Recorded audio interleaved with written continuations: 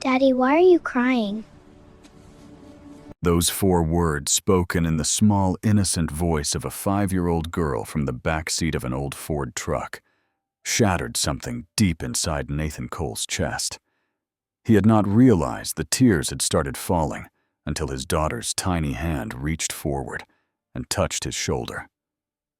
Her fingers barely grazing the worn fabric of his work shirt that still smelled like motor oil and desperation. Nathan sat frozen in the community center parking lot, his calloused hands gripping the steering wheel so tightly his knuckles had turned white. The engine was off, but he could not bring himself to move. In his lap sat a crumpled piece of paper, a notice he had found, taped to the door of Cole's auto repair that morning. 3 months overdue on rent. Eviction proceedings would begin in 14 days if the balance was not paid in full. 14 days. That was all the time he had left before his father's legacy. The shop his dad had built from nothing 40 years ago would be ripped away from him forever. Daddy Emma's voice pulled him back from the edge of the dark place he had been sinking into. Nathan quickly wiped his face with the back of his hand, ashamed that his little girl had witnessed his breakdown. He was supposed to be strong for her. He was supposed to be her rock, her protector, the one person in this world she could count on.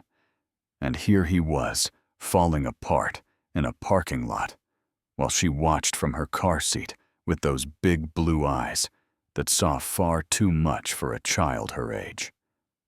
"I am okay, sweetheart." Nathan managed his voice rough with emotion he could not quite hide. "Daddy is just tired. It has been a long day." But Emma was not fooled. She never was. For a 5-year-old, she possessed an uncanny ability to sense when adults were lying, especially when that adult was her father. She had developed that skill early, probably because she had to. When you grow up with only one parent, when the other one vanishes like smoke before you are old enough to remember their face, you learn to pay attention to the parent who stayed. "You have been sad a lot." "Daddy," Emma said quietly, her small fingers still resting on his shoulder. "Ever since the mail came with the scary paper." "Is the scary paper why you are crying?" Nathan closed his eyes. Of course she had noticed. Of course she had seen him reading that eviction notice, seen the color drain from his face, seen the way his hands had trembled as he folded it and shoved it into his pocket like hiding it could make it disappear. "Sometimes grown-ups have problems they need to figure out," Nathan said, carefully, turning around in his seat to face her. "But I do not want you to worry about that. Okay? That is Daddy's job to worry about. Your job is to be a kid and play with your butterflies and dream about being a mermaid." Emma tilted her head, her blonde curls catching the fading evening light streaming through the dusty truck window. "But Daddy, you always tell me that when I have problems, I should ask for help. You said asking for help is not weak. You said it is smart." Nathan felt those words hit him like a punch to the gut. How many times had he told her that? How many times had he encouraged her to speak up when something was bothering her, to reach out to her teacher, or her grandmother, or him, when she was struggling? And yet here he was, drowning alone for 4 years, too proud, or too scared, or too stubborn to take his own advice. His eyes drifted to the window, to the bulletin board, visible through the glass doors of the Riverside Community Center. He had parked here by accident, or maybe by fate. He had just been driving aimlessly after closing the shop early, too distracted by the eviction notice to focus on work, too ashamed to go home and face another night of pretending everything was fine. And there it was, like a lifeline thrown to a man going under for the 3rd time. A simple flyer, slightly faded, pinned among announcements for yoga classes and bake sales and lost pets. Single parent support group. Wednesdays, 7:00 p.m. Room 104. You are not alone. Nathan read those last 3 words over and over. You are not alone. When was the last time he had believed that? When was the last time he had felt anything other than completely, utterly isolated in his struggle to keep his head above water? "Daddy, what does that sign say?" Emma asked, following his gaze. "It says there is a group of people here who might understand what Daddy is going through," Nathan replied slowly, the words feeling strange on his tongue. "Other moms and dads who are raising their kids by themselves like me. Can we go see them?" Nathan hesitated. Every instinct told him to drive away, to go home, to keep doing what he had been doing for 4 years, surviving alone, suffering in silence, pretending he had everything under control, when the truth was he was one missed payment away from losing everything. But Emma tugged on his hand, pulling him forward with surprising strength for such a small person. "Come on, Daddy, let us go meet your friends." "Yeah, baby," Nathan said, surprising himself with the words. "I think maybe we can. Before we continue, please tell us where in the world are you tuning in from? We love seeing how far our stories travel." To understand the depth of Nathan Cole's desperation on that Wednesday evening, you have to understand what the past 4 years had taken from him. You have to go back to the night that changed everything. The night that turned a happily married young father into a single parent, struggling to hold the broken pieces of his life together. 4 years ago, Nathan had come home from a double shift at the auto shop, exhausted, but content. Business had been slow, but they were managing. His wife, Jessica, was home with their 14-month-old daughter, and life, while not perfect, had felt stable, predictable, safe. The house was dark when he pulled into the driveway. That was the first sign something was wrong. Jessica always left the porch light on for him, no matter how late he worked.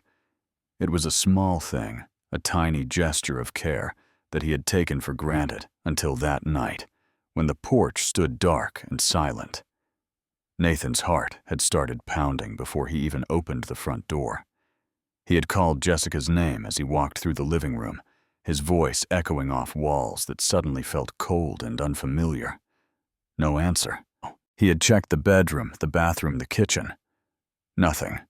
No sign of his wife anywhere. And then he had heard it. Emma crying upstairs in her nursery. That particular cry that meant she had been alone for a while. The kind of desperate, exhausted sobbing that rips through a parent's chest like a jagged knife. Nathan had taken the stairs 3 at a time, bursting into the nursery to find his daughter standing in her crib, face red and wet, with tears reaching toward the door, with both arms like she had been waiting for someone to come back for hours. Maybe she had been.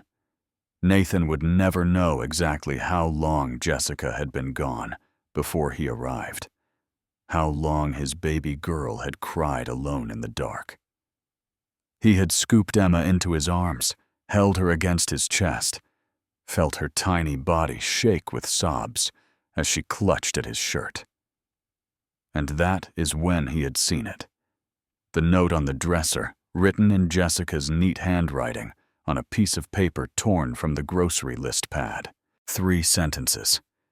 That is all she had left them. 4 years of marriage, 14 months of motherhood, and she had reduced it all to 3 sentences. "I cannot do this anymore. Do not look for me. Tell Emma I tried." Nathan had read those words 100 times that night, 1,000 times in the weeks that followed, searching for some hidden meaning, some explanation that would make sense of the senseless. But there was nothing else. No apology, no forwarding address, no indication that she had ever loved them at all. He had called her phone over and over, listening to it ring and ring before going to voicemail. He had called her mother, her sister, her friends. No one knew where she was, or if they did, They were not telling him. It was Jessica's sister, who finally gave him something resembling an answer 3 weeks later, after Nathan had filed a missing persons report that went nowhere. She has been planning this for months, her sister had said, unable to meet his eyes. She told me she felt trapped, like motherhood was suffocating her. She said she made a mistake, and she needed to start over somewhere else. A mistake. Their daughter was a mistake to her. Their life together was something she needed to escape from.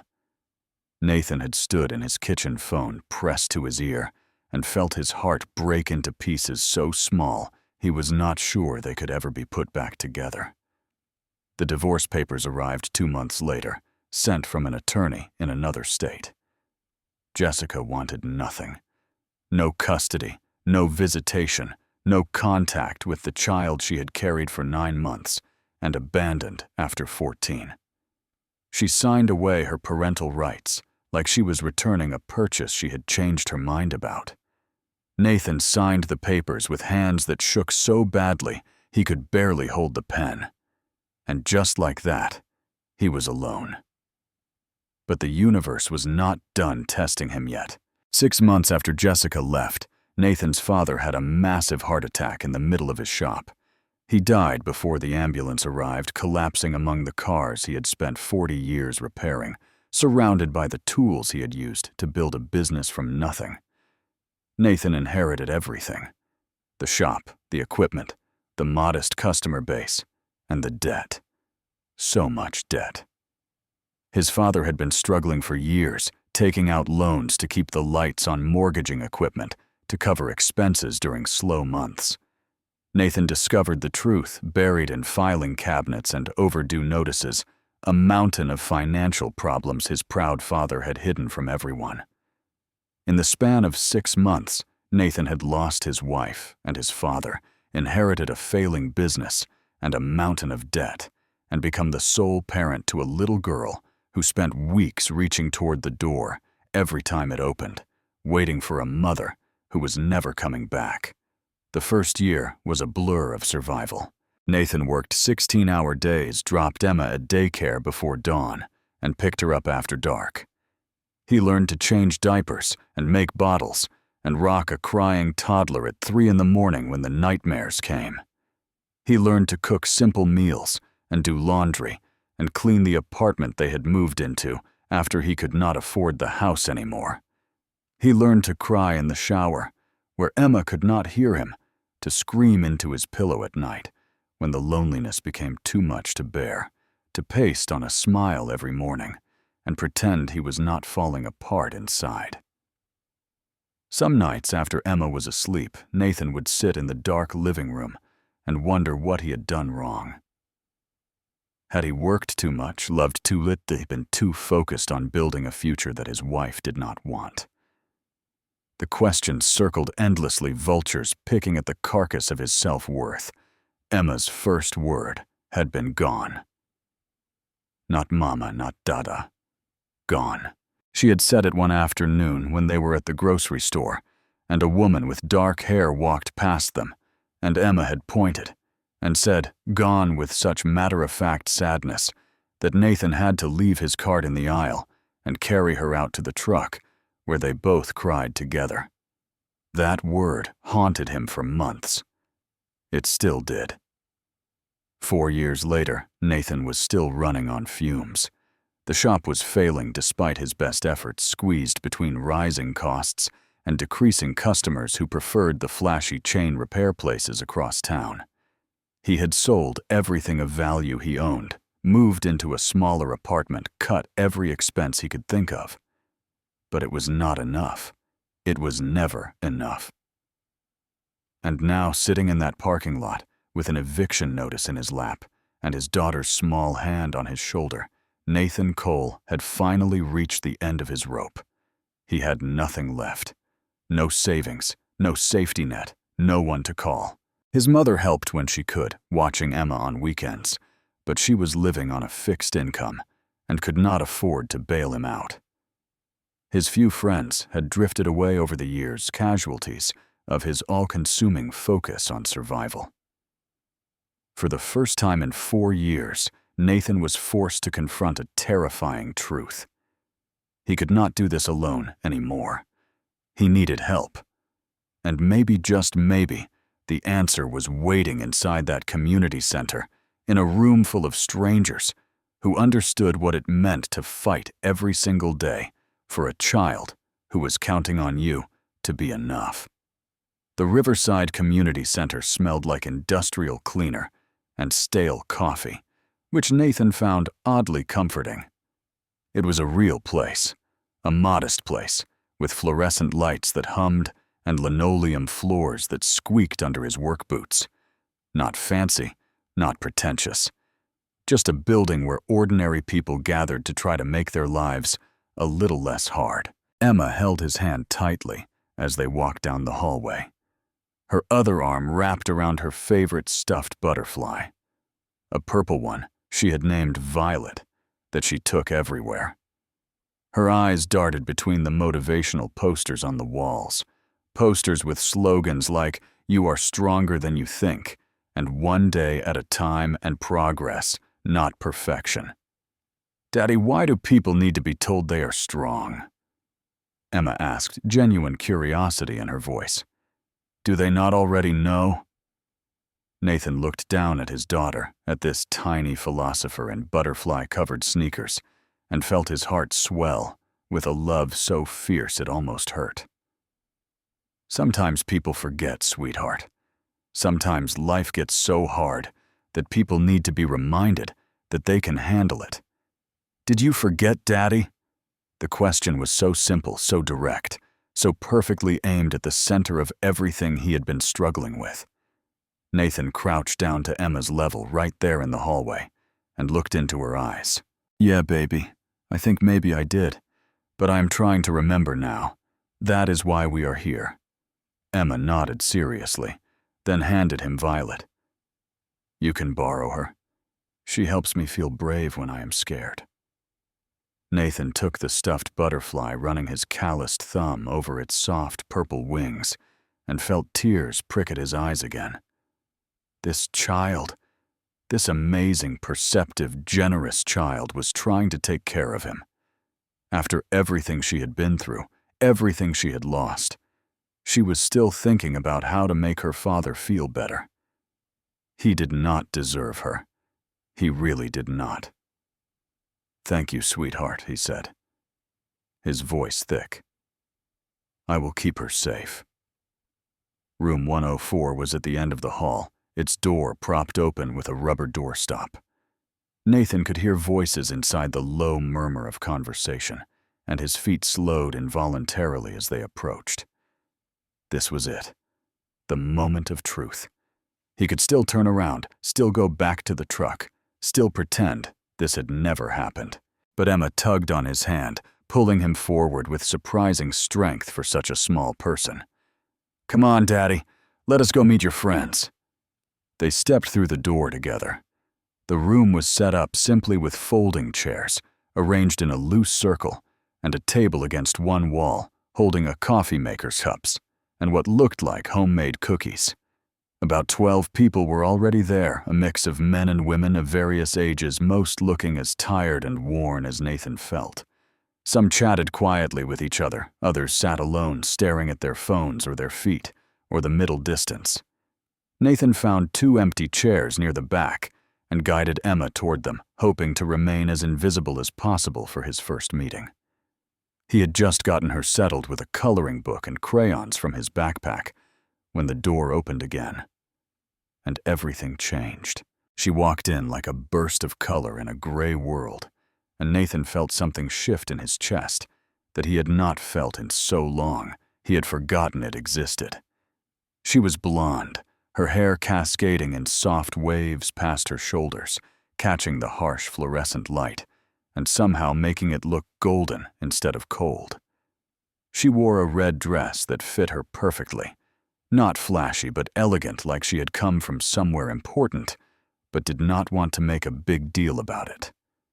Her smile was warm, genuine, reaching all the way to her green eyes as she surveyed the room.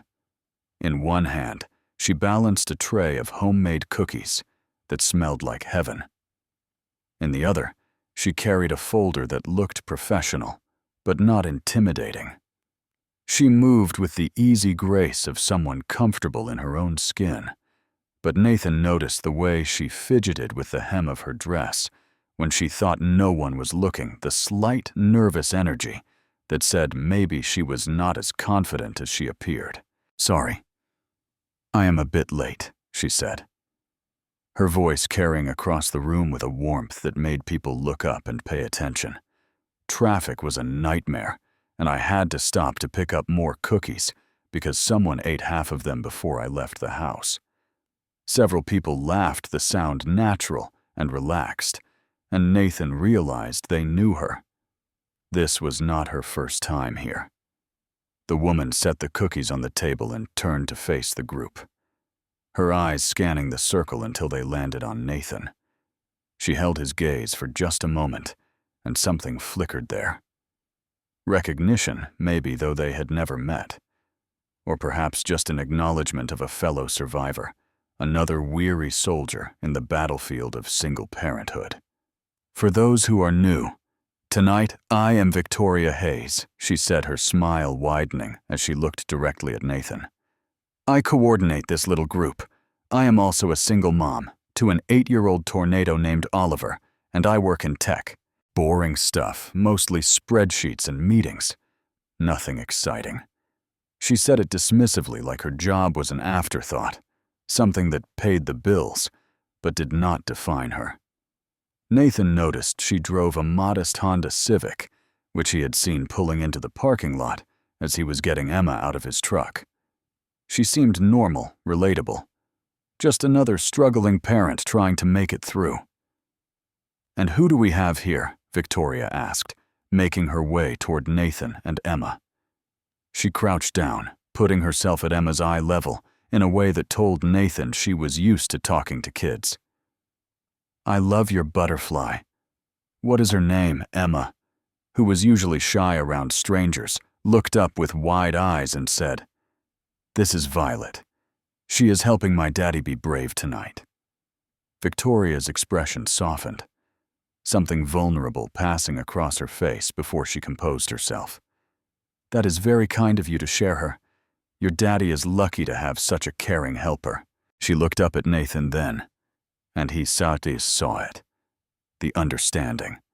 The recognition of someone who knew exactly how hard it was to be everything for a child while barely keeping yourself together. "I am Nathan," he managed. "Nathan Cole. This is Emma. She is 5, and she is convinced she is secretly a mermaid." "A mermaid?" Victoria's eyebrows rose with genuine interest. "That is wonderful. My son Oliver went through a phase where he insisted on wearing a superhero cape everywhere. School, grocery store, doctor's office. Everywhere. I have pictures that will embarrass him at his wedding someday." Emma giggled, and Nathan felt some of the tension drain from his shoulders. Victoria had a gift for putting people at ease, for making even the most awkward situations feel comfortable. The meeting began, and Nathan found himself drawn into the circle of shared experiences. Parents took turns sharing their struggles, their small victories, their fears. A mother talked about missing her son's school play because she could not get off work. A father described the guilt he felt for serving cereal for dinner 3 nights in a row when he was too exhausted to cook. Another woman cried as she admitted she sometimes locked herself in the bathroom just to have 5 minutes alone, and everyone nodded because they understood. They all understood. When it was Nathan's turn, he hesitated. His throat felt tight. The words stuck somewhere between his heart and his mouth. But then, Victoria caught his eye from across the circle and nodded encouragingly, her expression saying, "It is okay, we are here. You are safe." "I am Nathan," he said again, his voice rough. "I have been raising Emma alone for 4 years. Her mother left when she was 14 months old, just packed up and left without any warning. And my dad died 6 months later left me his auto repair shop, along with a mountain of debt I am still trying to dig out from under. He took a shaky breath, surprised by how much he was saying, how easily the words were pouring out after years of keeping them locked inside. Most days I feel like I am failing. I work 60-hour weeks and still cannot seem to get ahead. Emma has nightmares, sometimes asks about her mother, and I never know what to say. I do not know how to explain to a 5-year-old that her mom chose to leave, that she just walked away like we were nothing. His voice cracked, and he had to stop. He looked down at his hands, at the grease permanently embedded in the creases of his palms, at the calluses built up from years of hard work that never seemed to be enough. I came here tonight because I ran out of other options, Nathan admitted. I have been trying to do this alone for so long, and I am drowning. I think I have been drowning for years, and I am finally tired enough to admit it. The silence that followed was filled with understanding, not judgment. Then, from across the circle, Victoria spoke. That is the bravest thing anyone has said in this room in a long time, Nathan. And I want you to know that what you are feeling, that drowning sensation, every person in this circle has felt it too. You are not alone anymore. That is why we are here. The meeting continued for another hour, but Nathan barely registered the rest of it. He was too busy processing the unfamiliar sensation of being heard, of having his pain acknowledged, without being dismissed or minimized or compared to someone else's.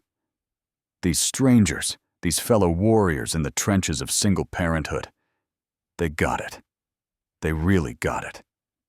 As the meeting wound down, Nathan helped stack chairs, while Victoria gathered her materials. The other parents filtered out gradually, several stopping to welcome him and encourage him to come back next week. Emma had made friends with a little boy, whose mother had been talking about her custody battle, and the two kids were showing each other their toys in the corner. "So what did you think?" Victoria asked, tucking a strand of golden hair behind her ear as she approached him. "Honestly, I wish I had come months ago. Years ago. It is nice not feeling like I am the only one drowning." Victoria smiled, and Nathan felt that shift in his chest again. That is exactly why I started the group. Parenting is hard enough with two people. Doing it solo? She shrugged eloquently. "You know, yeah." Nathan nodded. "I know." "Listen," Victoria said. And was it his imagination, or did she seem slightly nervous? "Oliver has a playdate this weekend at Westside Park. Saturday around noon. If Emma likes the outdoors, you both should come. Oliver would love to meet her, and honestly, it would be nice to have another adult to talk to while the kids run around." The invitation caught Nathan off guard.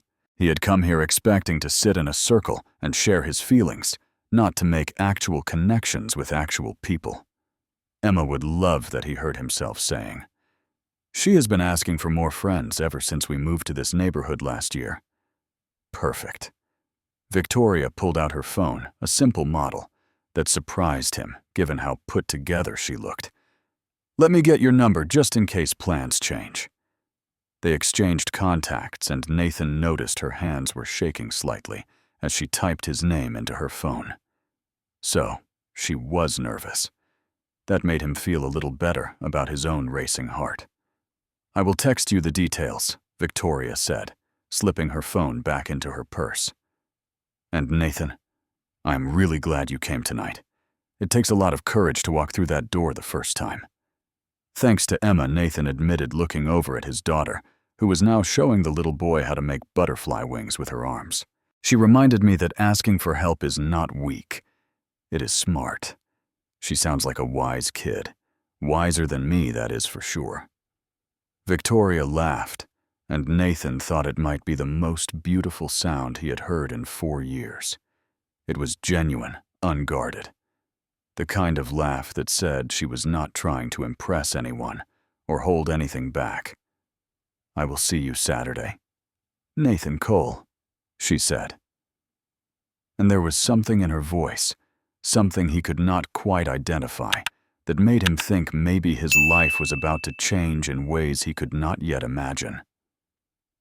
As Nathan walked back to his truck, with Emma's hand in his, and Violet the butterfly tucked under his arm, he felt something he had not felt in so long. He had almost forgotten what it was. Hope. He still had an eviction notice in his pocket. He still had no idea how he was going to pay his rent, or save his shop, or build any kind of future for himself and his daughter. But for the first time in 4 years, he did not feel completely alone. And maybe, just maybe, that was enough to keep going. Saturday arrived with the kind of perfect autumn weather that made even the most exhausted parent want to spend time outside. The sky was a brilliant blue, the air crisp but not cold, and golden leaves drifted lazily from the trees lining Westside Park like nature's confetti. Nathan had changed his shirt 3 times before finally settling on a clean flannel over a plain white t-shirt, which was ridiculous because this was not a date. It was a play date. For the kids. The fact that his heart was beating faster than normal, and he had actually trimmed his beard for the first time in weeks, had nothing to do with seeing Victoria again. Nothing at all. "Daddy, you smell nice," Emma observed from her car seat as they pulled into the parking lot. "Did you take a bath?" "I shower every day, Em. Not with the special soap. The one that smells like the trees. You only use that for special days." Nathan caught his daughter's knowing gaze in the rearview mirror and felt his cheeks flush. She was 5. She was not supposed to notice these things. She was not supposed to see right through him with those sharp blue eyes that missed absolutely nothing. Just wanted to make a good impression. He mumbled, unbuckling his seatbelt. "Now come on, let us go find your new friends." He spotted Victoria immediately, which was not surprising, given that she seemed to draw his attention like a magnet.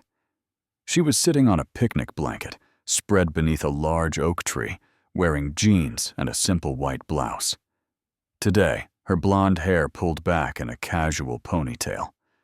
Without the red dress, without the put-together appearance of the support group, she looked younger, more relaxed, more real.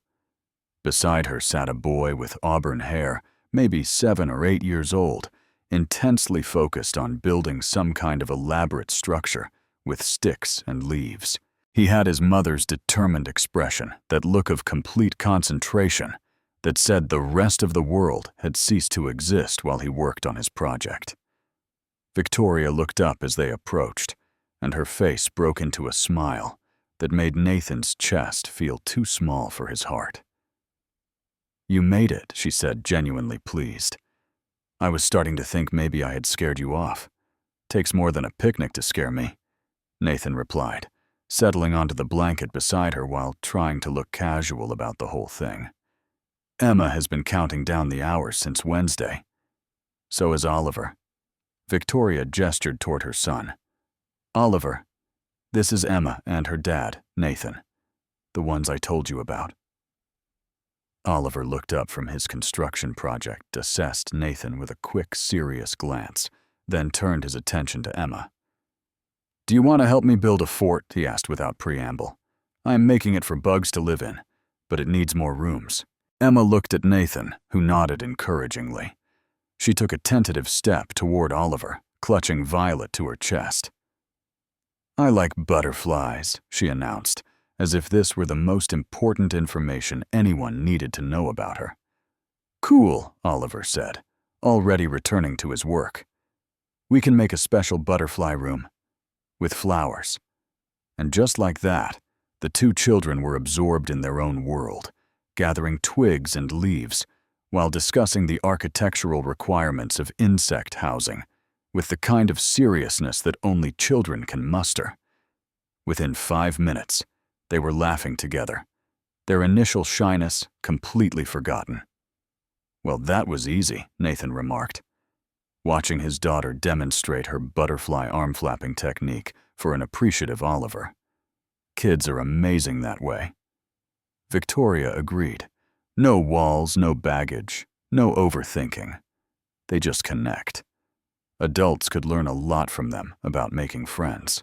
They fell into easy conversation, the kind that flows naturally when two people share a fundamental understanding of each other's lives. Nathan learned that Victoria had been raising Oliver alone for 3 years, ever since her divorce.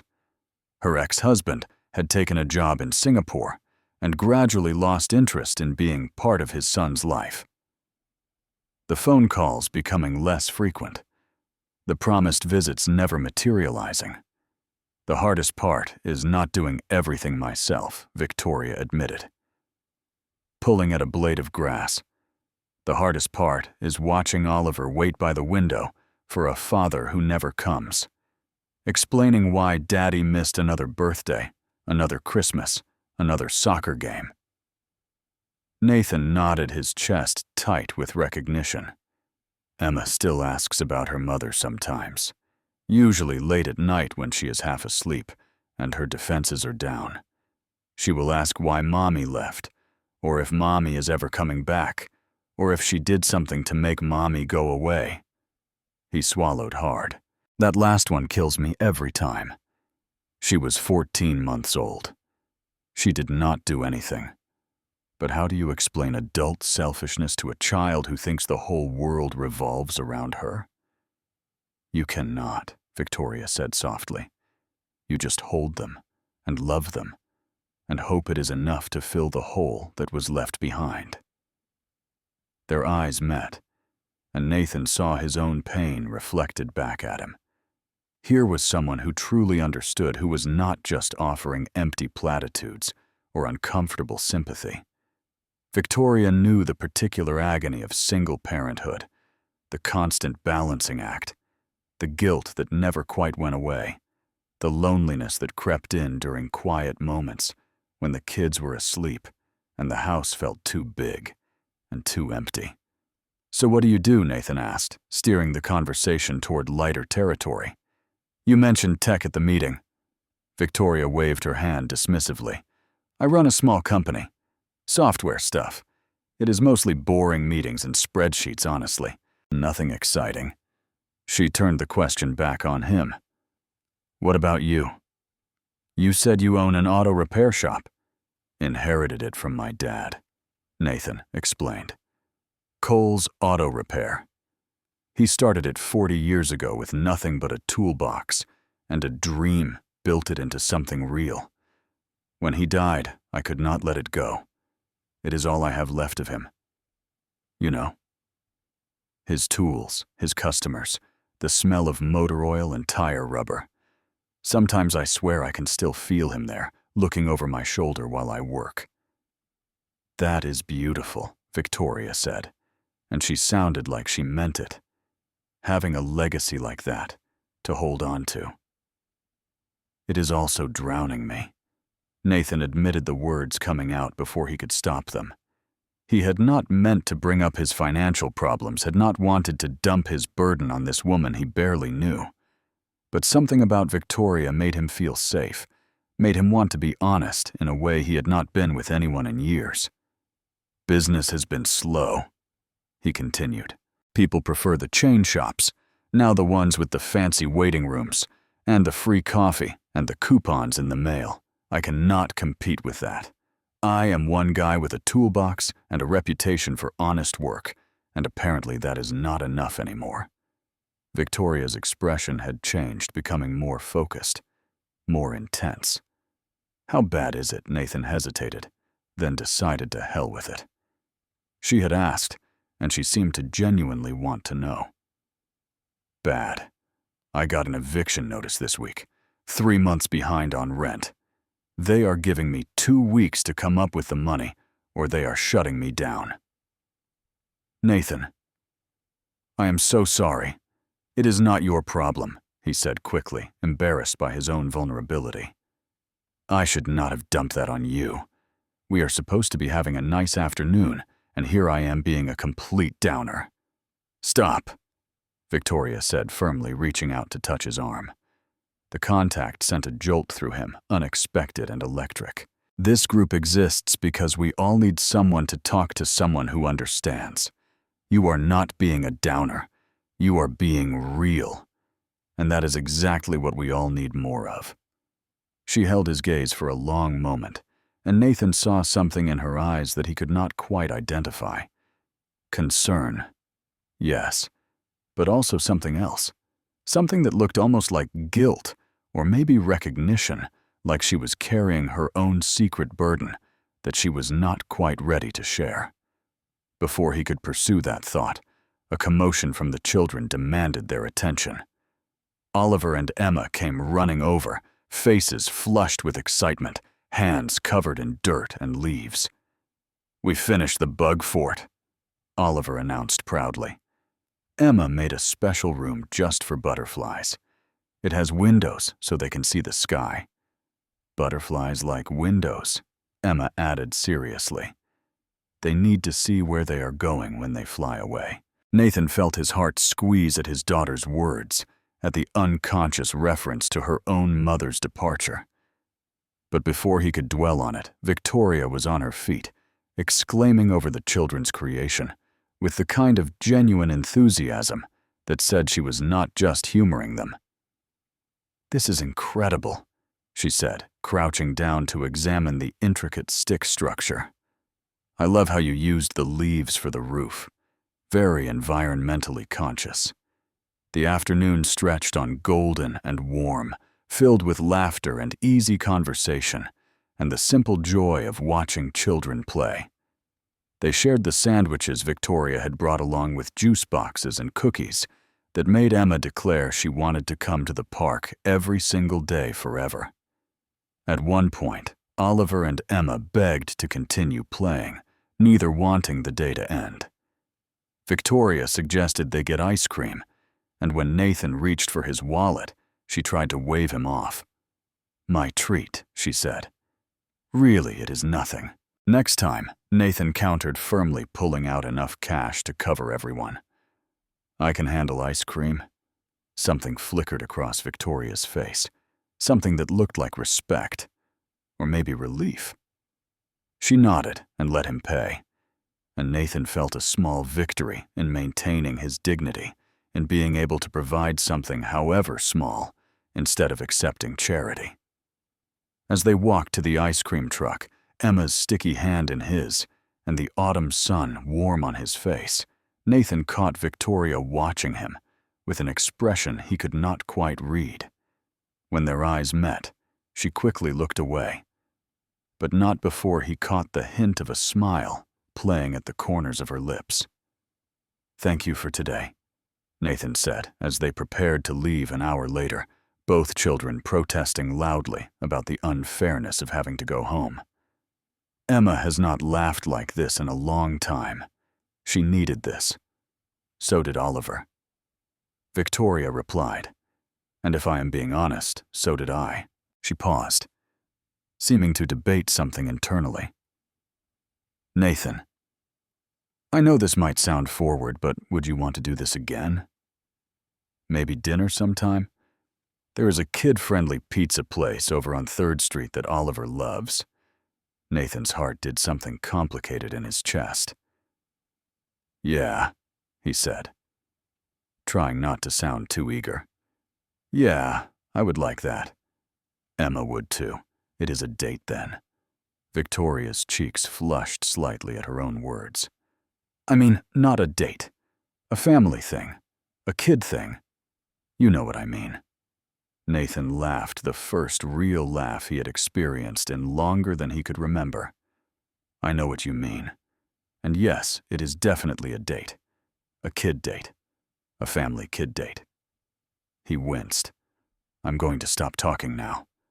Victoria's laugh joined his, and the sound of it, bright and genuine and unguarded, stayed with Nathan long after they had loaded the kids into their respective vehicles and driven their separate ways. As he navigated his old truck through the evening traffic, Emma already half asleep in the back seat, with Violet clutched to her chest, Nathan allowed himself to feel something he had forbidden himself from feeling for 4 years. He was attracted to Victoria Hayes. More than attracted. He was drawn to her in a way that felt both terrifying and exhilarating, like standing at the edge of a cliff and wanting to jump. But he barely knew her, he reminded himself. They had only met twice. She was probably just being friendly, just being kind to a fellow single parent who clearly needed all the kindness he could get. Besides, what did he have to offer someone like her? He was broke, on the verge of losing his business, struggling to provide even the basics for his daughter. Victoria might drive a modest car and dress casually and talk about her job. Like it was nothing special, but she had her life together in a way Nathan could only dream of. She deserved better than him. Anyone deserved better than him. But even as he told himself all the reasons this could never work, Nathan could not stop the smile that spread across his face every time he thought about Victoria's laugh, or the way she had touched his arm, or the look in her eyes when she had said, "It is a date then." Maybe he was getting ahead of himself. Maybe this was just friendship, just two lonely parents finding solidarity in their shared struggle. But maybe, just maybe, it was something more. Over the next few weeks, Nathan and Victoria fell into a rhythm that felt as natural as breathing. Wednesday evenings at the support group weekend playdates at the park, or the pizza place, or the children's museum downtown. Stolen conversations over coffee while the kids played text messages late at night, when neither could sleep, phone calls that started about logistics and ended up lasting for hours. Nathan found himself thinking about Victoria constantly, a fact that simultaneously thrilled and terrified him. He would catch himself smiling at his phone during work, checking for her messages during slow moments at the shop, counting down the days until he would see her again. Emma noticed the change in him before anyone else. "Daddy, you are happy now," she observed one morning over breakfast. "Your smile is different. It is real instead of pretend." Nathan paused his coffee cup halfway to his lips. Had his smiles been that obviously fake before? Had his 5-year-old daughter been able to see through his carefully constructed facade? "This entire time, I guess I am happy," he admitted, setting down his cup. "I made a friend, a really good friend. Is Miss Victoria your friend?" "She is." Emma considered this seriously, chewing her toast with thoughtful deliberation. "Good. I like Miss Victoria. And I like Oliver. He is nice, even though he is a boy." She made a face that suggested boys were generally not to be trusted. "He said he wants to be a scientist when he grows up and find all the bugs in the whole world. That is a good goal. I told him I want to be a mermaid, and he did not even laugh. He said maybe mermaids are real, and scientists just have not found them yet." Emma beamed at this memory. "He is smart." Nathan felt a warmth spread through his chest that had nothing to do with the coffee. His daughter had found a friend, a real friend, who took her seriously and supported her dreams no matter how fantastical. In the grand scheme of things, that mattered more than all his financial troubles combined. His mother noticed the change too, though she expressed it with considerably more directness. "You have met someone," she said during her weekly visit, watching him with the sharp eyes that had seen through every childhood lie he had ever attempted. "Do not bother denying it. You are practically glowing." "It is not like that," Nathan protested, even as his face heated. "She is just a friend. Another parent from the support group." "A female parent, yes. A single female parent, Mom. An attractive single female parent, based on the way you are blushing like a teenager." Nathan groaned, running a hand through his hair. "Fine. Yes. She is attractive. She is also kind and funny, and amazing with kids and way out of my league." "Happy now?" His mother's expression softened. "I am happy that you are opening yourself up again. After what Jessica did to you, I worried you would never let anyone in." "But Nathan, be careful. You have been hurt before. Do not rush into anything." "I am not rushing," Nathan assured her. "I honestly do not even know if she sees me that way. We are just friends." But even as he said it, he knew it was not entirely true. There was something between them. Some current of electricity that sparked every time their eyes met. Every time their hands accidentally brushed. Every time one of them said something that made the other laugh. Friends did not make his heart race the way Victoria did. Friends did not occupy his thoughts during every quiet moment, filling the spaces in his mind that used to be occupied by worry and fear. Meanwhile, Victoria was fighting her own internal battle. She arrived home from the park one Saturday afternoon, still smiling from the way Nathan had made her laugh, still feeling the warmth of his hand when he had helped her up from the blanket. Her mansion loomed before her, a massive testament to her success that felt more like a prison than a home. Victoria had changed clothes before meeting Nathan, swapping her designer dress for simple jeans and a blouse, her luxury sedan, for the Honda Civic she kept specifically for occasions when she did not want to draw attention. It was a routine she had developed over years of having her wealth complicate every relationship she tried to form. Men either wanted her money pursuing her with calculated charm that evaporated the moment they realized she was not going to bankroll their dreams, or they felt emasculated by her success, becoming distant and resentful when they discovered she earned more in a month than they did in a year.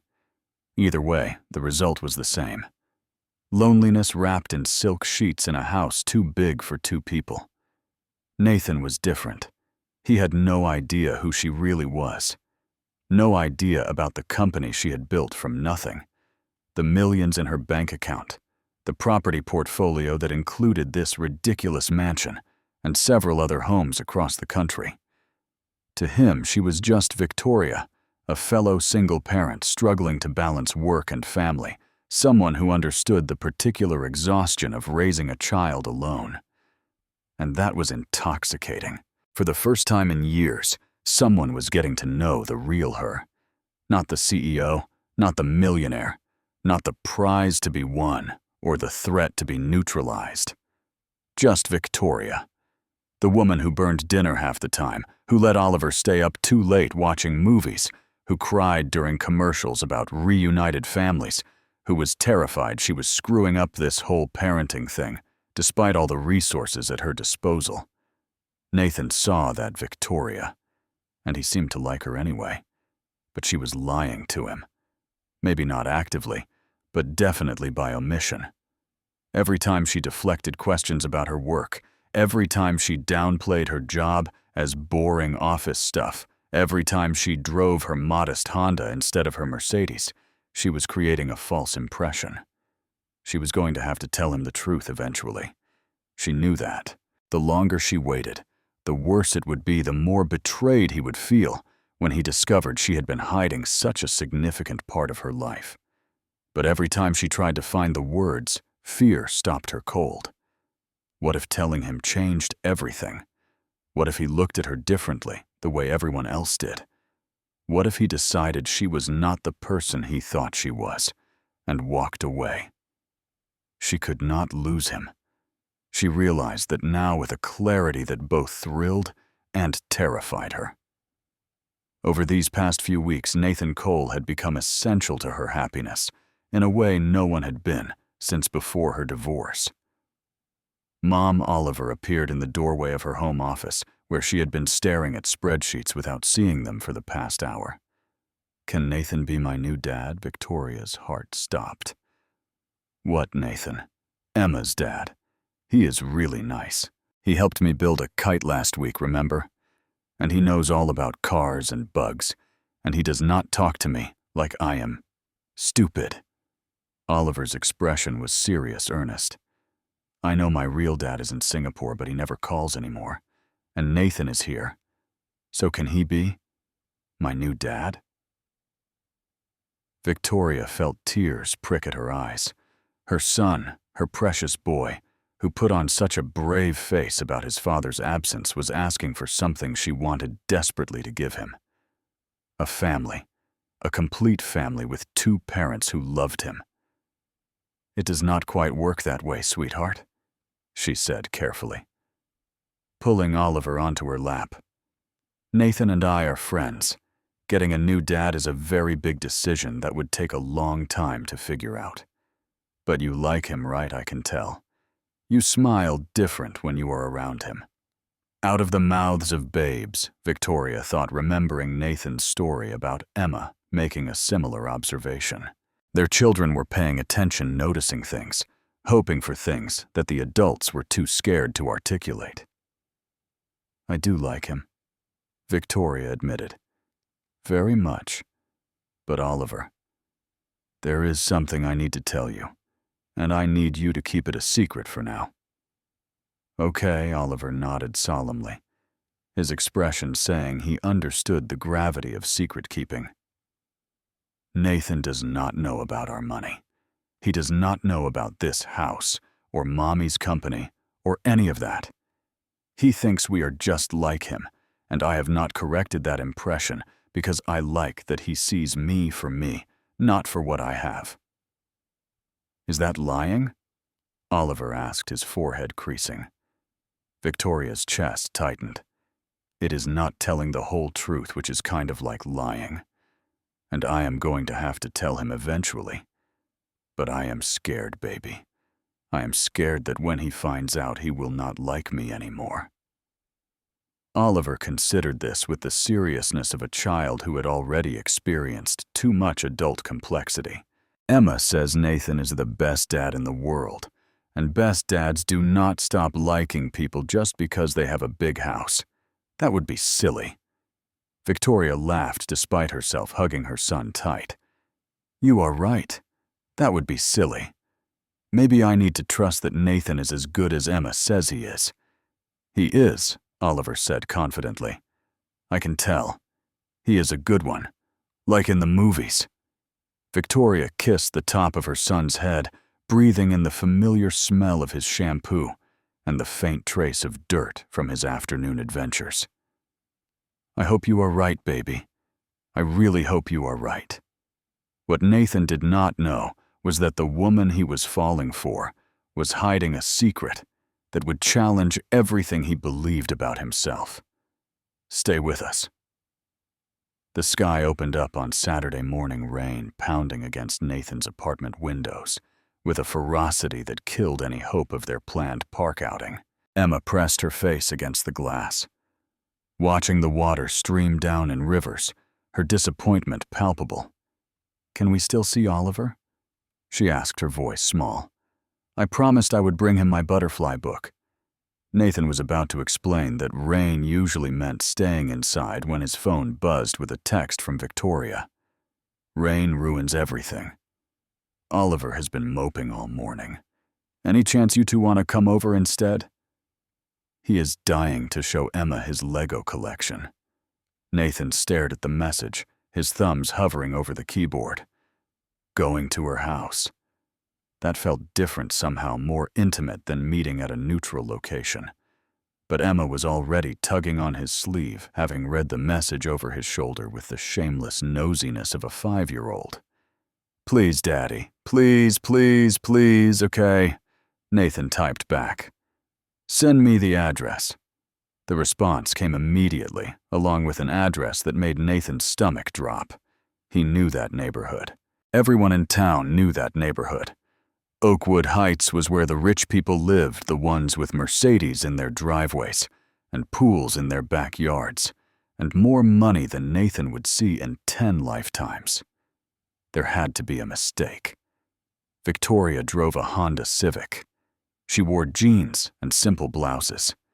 She talked about her job like it was nothing special. There was no way she lived in Oakwood Heights. But when he plugged the address into his GPS, the route was unmistakable. Past downtown, past the comfortable middle-class neighborhoods, through a security checkpoint, and into a world of mansions and manicured lawns, and enough wealth to make Nathan's truck feel like a toy among giants. Maybe she is house-sitting, Nathan muttered to himself as he buckled Emma into her car seat. Or visiting a friend. Or the GPS is wrong. But the Jeeps was not wrong.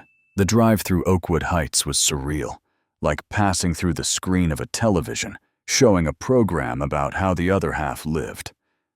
The houses were not just big. They were enormous, sprawling estates, with circular driveways and fountains, and lawns so green they looked artificial. Cars Nathan had only seen in magazines sat in driveways like ordinary vehicles, their price tags probably exceeding his annual income several times over. "Daddy, are these castles?" Emma asked, her face pressed against the window in wonder. "Do princesses live here?" Nathan could not answer. His throat had closed up, his hands gripping the steering wheel so tightly his knuckles ached. Every insecurity he had ever had came flooding back with a vengeance. The unpaid bills piling up on his kitchen counter, the eviction notice he still had not figured out how to address, the second-hand clothes Emma wore because he could not afford new ones, the birthday party last year that he had had to cancel because the venue deposit would have meant not making rent. He did not belong here. He had never belonged anywhere near here. The GPS announced his arrival at a house that made Nathan's breath catch. It was not the biggest mansion on the street, but it was still massive. A beautiful colonial-style home with more windows than he could count, surrounded by gardens that probably required a full-time staff to maintain. The driveway curved in a gentle arc toward a 3-car garage, and even through the rain, Nathan could see the quality of everything. The perfect paint, the elegant landscaping, the subtle details that screamed money. In a way that was almost offensive. He sat in his truck with the engine running, rain drumming on the roof, his hand hovering over the gear shift. He could still leave. He could text Victoria some excuse, claim Emma was not feeling well, avoid this conversation entirely. But then the front door opened, and Victoria appeared. She was barefoot. Despite the cold, wearing jeans and a casual sweater, her hair messy like she had been playing with Oliver. She waved at him through the rain, her smile wide and genuine, and behind her, Oliver came running, already shouting Emma's name. Emma was unbuckling herself before Nathan could stop her. "There is Oliver!" she squealed, throwing open the door and jumping out into the rain, running toward the house with her butterfly book clutched to her chest. Nathan watched his daughter disappear into the mansion, then looked down at his hands. They were shaking. He could do this. Whatever this was, whatever it meant, he could face it. He had survived worse. He had survived his wife leaving his father dying 4 years of struggling alone. He could survive discovering that the woman he was falling for was apparently wealthy beyond his comprehension. Taking a deep breath, Nathan turned off the engine and stepped out into the rain. The inside of Victoria's house was even more overwhelming than the outside. Nathan stood in the foyer, rain dripping from his hair, onto a marble floor that probably cost more than his truck trying to process the sheer scope of what he was seeing. The ceiling soared above him, adorned with elegant chandeliers that caught the gray light filtering through massive windows. Artwork lined the walls, not the generic prints from home stores that decorated his apartment, but real paintings. Originals, the kind that museums displayed behind velvet ropes. A sweeping staircase curved upward to a second floor that seemed to stretch on forever. "I know," Victoria said, appearing at his side with a towel. "It is a lot. I do not actually like it, honestly. It is too big for just us, too empty. Oliver and I basically live in about 4 rooms, and ignore the rest." Nathan took the towel mechanically, dried his face, tried to form words. "Victoria, what is this?" She flinched at his tone, and he immediately felt guilty. She had not done anything wrong. She had just invited him to her house, It was not her fault that her house happened to be a mansion worth more than he would earn in his entire lifetime. "Can we go somewhere more comfortable to talk?" she asked quietly. "The kids are already upstairs with the Legos. We have time." She led him through a series of rooms, each more impressive than the last, until they reached what she called the family room, a relatively modest space with comfortable couches, a fireplace, and enough books on the shelves to stock a small library. This room looked lived and cozy despite its size, with Oliver's toys scattered across the floor and Victoria's laptop open on a side table. Nathan sank onto a couch, his mind still reeling. Victoria sat across from him, her expression cautious, like she was bracing for impact. "Why did you not tell me?" The words came out harsher than he intended, raw, with a hurt he had not expected to feel. "All this time, I have been talking about my money problems, my struggling business, barely making ends meet, and you have been sitting there with all of this." "Nathan, I can explain." "Explain what?" "That you let me believe you were just like me, that you pretended to be some normal, struggling single mom, when you were actually, what, a millionaire, a billionaire." Victoria's eyes filled with tears, and Nathan felt his anger waver. He did not want to make her cry. He did not want to hurt her. But he also felt deceived, manipulated, like the foundation of their entire relationship had been built on lies. "I did not pretend to be anything," Victoria said, her voice shaking. "Everything I told you was true. I am a single mom. I do struggle, just not financially. And yes, I have money. A lot of money. I built a tech company from nothing right after college, and it took off in ways I never expected. I am a millionaire, several times over." "There. Now you know. Now I know." Nathan laughed bitterly. After weeks of thinking, I had finally met someone who understood what my life was like. Someone in the same boat. Same struggles. Same fears. "I do understand," Victoria insisted. "Money does not fix loneliness, Nathan. It does not fix being abandoned. My ex-husband married me for my money. Did you know that? He admitted it on the day he left. Said he never actually loved me, just loved what my company could provide. He told me I was too boring to love without my bank account." The raw pain in her voice cut through Nathan's anger, forcing him to really look at her. She was not defensive anymore. She was broken, exposed, sharing wounds that ran as deep as his own. "He fought me for custody of Oliver," Victoria continued. "Not because he wanted our son. He had barely shown interest in Oliver for years. But because he knew threatening to take Oliver would force me to settle. He wanted money, and he used my child as leverage to get it." Victoria. The divorce took 2 years. 2 years of lawyers and court dates, and Oliver asking why Daddy was so angry all the time. I won, obviously. I had better lawyers, more resources, but it cost me everything emotionally. By the end, I could not trust anyone. Everyone I met wanted something from me. Men wanted my money. Women wanted connections to my company. Even my own sister asked me to invest in her husband's failing business. She wiped her eyes with the back of her hand, not bothering to hide the tears streaming down her cheeks.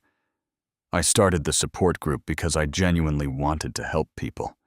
And yes, because I was lonely. Desperately lonely.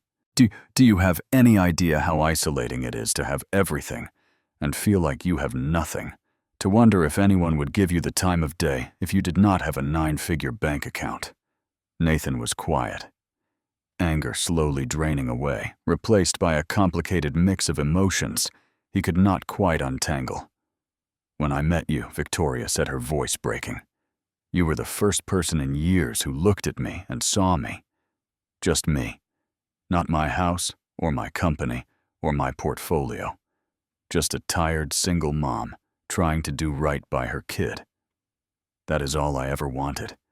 To be seen for who I am, not what I have. So you hid it, Nathan said, understanding dawning. You drove that Honda, wore regular clothes, talked about your job. Like it was nothing special. You created a whole fake version of your life. Not fake, Victoria protested. Just selective. I did not lie about anything, Nathan. I really do work in tech. I really do hate meetings. I really did come to the group looking for connection. I just left out the part about being wealthy, because I was terrified it would change how you saw me.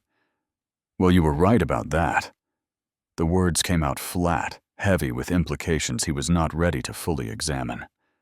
Victoria's face crumpled. Please do not say that. Please do not tell me I have ruined this. I do not know what you have done, Nathan admitted honestly. I need time to think. I need to process this.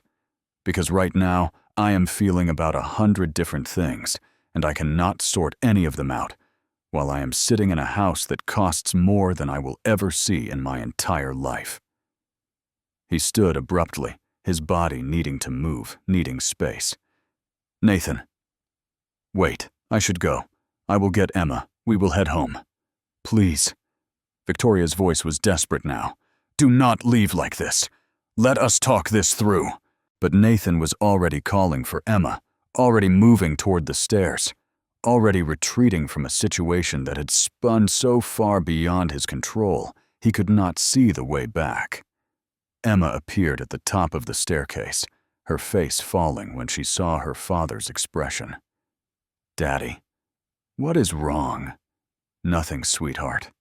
We just need to go home now. But Oliver and I were building a spaceship. I know, but it is time to leave.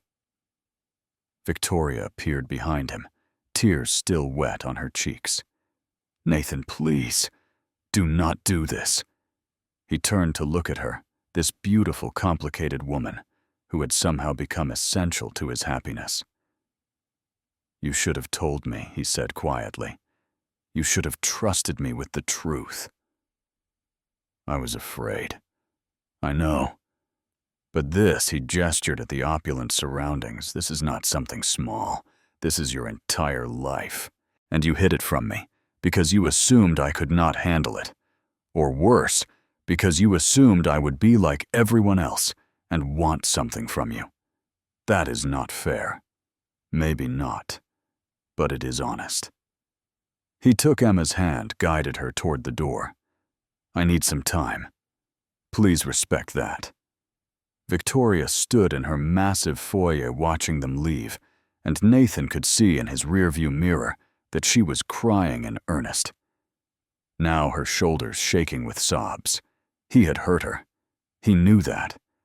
But she had hurt him too, and he was not sure which wound was deeper. Daddy, Emma said from the back seat, her voice small and confused. Why are you mad at Miss Victoria? Did she do something bad? Nathan looked at his daughter in the rearview mirror, at her innocent face creased with worry, and felt his heart break a little more. It is complicated, sweetheart. Is it because she has a big house? Nathan did not have an answer for that. Not one that would make sense to a 5-year-old. Not one that made sense to him if he was being honest. He drove home through the rain, the windshield wipers keeping time with the pounding of his heart, and wondered if he had just made the biggest mistake of his life. The days that followed were some of the hardest Nathan had experienced since Jessica left. He threw himself into work at the shop, arriving before dawn, and leaving after dark, keeping his hands busy, so his mind would not have time to wander to Victoria.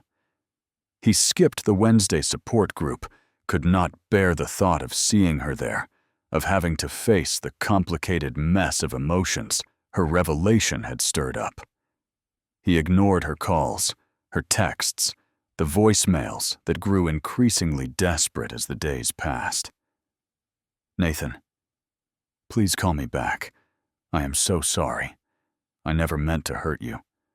I know you need space, but I cannot stop thinking about you, about us. Please do not let this be the end. Oliver keeps asking when Emma is coming back. I do not know what to tell him. I do not know how to explain any of this. Each message felt like a knife twisting in his gut. But he did not respond. Could not respond. Not until he had sorted through the chaos in his head and figured out what he actually felt. His mother appeared at the shop one afternoon, unannounced, her expression saying she already knew something was wrong. "You have been avoiding my calls," she said, settling onto the worn stool by his workbench. "And Emma tells me you have not seen Victoria in over a week." "What happened?" "Nothing." "Nathan Daniel Cole, do not you dare lie to me." Nathan sighed, setting down the wrench he had been pretending to use. His mother had an uncanny ability to see through his defenses, probably because she had been watching him build them since childhood. "She is rich," he said flatly. "Victoria. She is not just comfortable or well off. She is a millionaire. She lives in a mansion in Oakwood Heights, drives a luxury car, owns a tech company worth more money than I can comprehend." His mother's eyebrows rose. "And this is a problem because she lied to me. She let me believe she was like me, struggling like me, when the whole time she was sitting on a fortune. Did she actually lie? Or did she just not mention it?" Nathan opened his mouth to argue, then closed it. His mother had a point. Victoria had not specifically told him she was poor. She had just worn regular clothes, driven a modest car, talked about her job without emphasizing its success. She had created an impression. Yes, but had she actually said anything untrue? "It does not matter," he said stubbornly. "She still deceived me." "Maybe. Or maybe she was scared." His mother leaned forward, her voice gentle. "Nathan, you have spent 4 years building walls around your heart. It took something special for you to let Victoria in. Do you not think maybe she has walls too? Do you not think maybe she had reasons for being careful about what she shared? Her reasons do not change the fact that I feel like an idiot. I have been sitting there talking about my money problems, my eviction notice barely being able to afford ice cream, while she has got more money than God. And how did she react when you talked about those things?" Nathan paused, thinking back. Victoria had never been dismissive of his struggles, never made him feel small for his financial situation. If anything, she had been supportive, respectful, interested in understanding his world rather than judging it. She listened, he admitted reluctantly. She was kind about it. "So let me understand this." His mother's voice had taken on the tone she used when he was being particularly dense. "You found a woman who is beautiful, kind, great with kids, and genuinely interested in you as a person, and you are pushing her away because she has too much money. It is not about the money. Then what is it about?" The question hung in the air, demanding an answer. Nathan was not sure he had. What was it about really Victoria's wealth, her perceived deception, or something deeper, some fear he had not been willing to examine? "I do not belong in her world." He finally said the words, coming out rough and painful. "Look at me, Mom. I'm a mechanic. I have got grease under my fingernails and holes in my jeans, and a truck that is older than some of my customers. I can barely keep my head above water. What could I possibly offer someone like her? Oh, Nathan." His mother's expression softened with understanding. "This is not about Victoria lying to you. This is about you not believing you are good enough." The observation hit him like a physical blow, so accurate it took his breath away. "Jessica left because I was not enough," he said, voicing the fear that had haunted him for 4 years. "I worked too hard or not hard enough. I was too present or not present enough. I was too much of something or not enough of something else. She looked at our life together and decided it was not worth staying for. Jessica left because she was broken. His mother said firmly, "That had nothing to do with you and everything to do with her own demons. You could have been a perfect husband, and she still would have run because she was not running from you. She was running from herself. How do you know? Because I watched you give everything to that marriage. I watched you work yourself to exhaustion trying to make her happy. And I watched you pick up the pieces when she abandoned you and Emma and turn them into a life. You are not the one who failed Nathan. She did." Tears burned in Nathan's eyes, emotions he had kept locked away for years threatening to overflow. What if Victoria realizes I'm not enough either? What if she wakes up one day and sees I'm just a broke mechanic with nothing to offer? At least with Jessica, we started on equal footing. With Victoria, I would always be the lesser partner. The charity case. Is that what you think? That she would see you as a charity case? Would she not? From what you have told me, Victoria went to great lengths to make sure you saw her as an equal.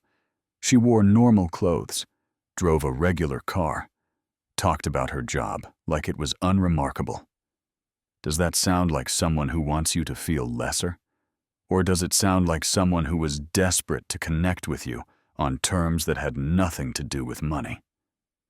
Nathan stared at his mother, her words rearranging something fundamental in his understanding. "She was trying to meet me where I was," he said slowly. "She was not hiding her wealth to deceive me.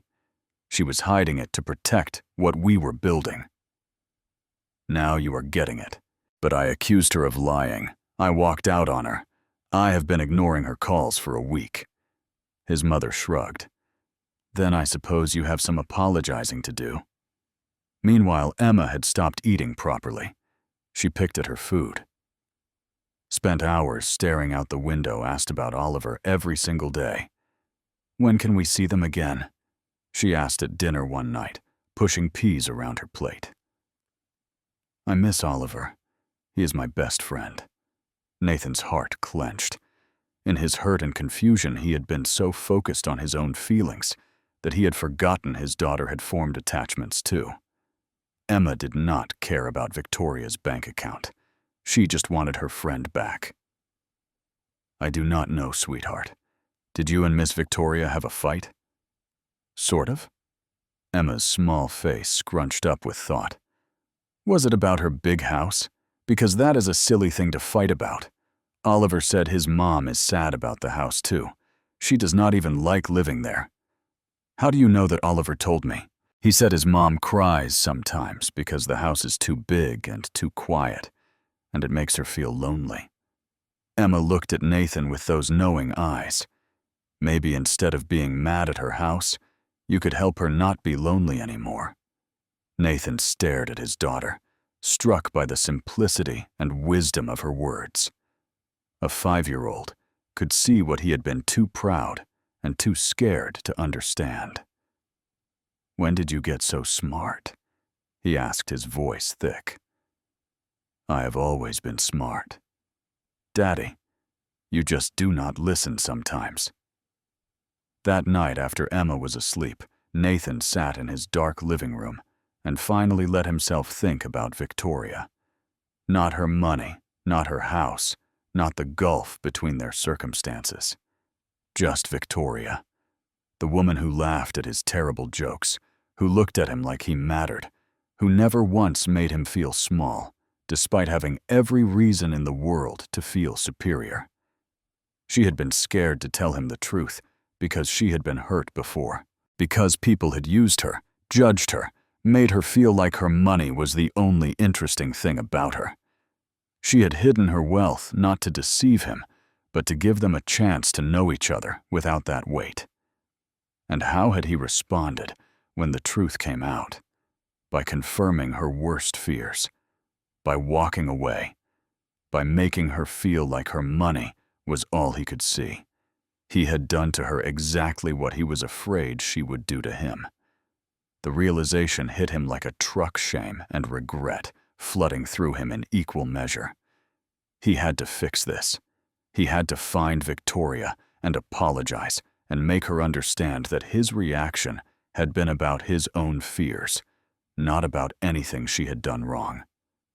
The question was whether she would give him the chance. Nathan drove to the cemetery on Sunday morning, something he did when he needed to think, when the weight of the world became too heavy to carry alone.